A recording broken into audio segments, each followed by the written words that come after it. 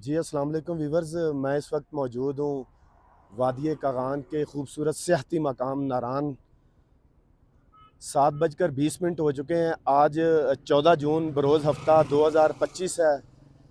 कल हम 13 जून को नारान पहुँचे थे और काफ़ी ज़्यादा सर्दी थी नारान में। तो बहुत ही खूबसूरत वेदर है नारान का। आप लोग आएँ तो हल्का फुल्का जो गर्म मलबूसात हैं वो अपने हमरा रखिएगा।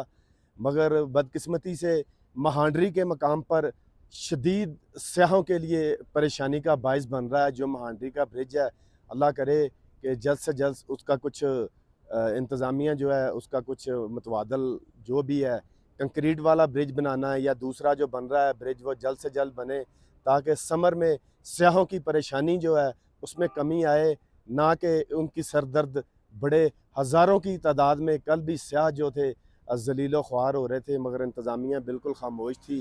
तो ये एक 14 जून लेटेस्ट अपडेट थी वादिय नारान से।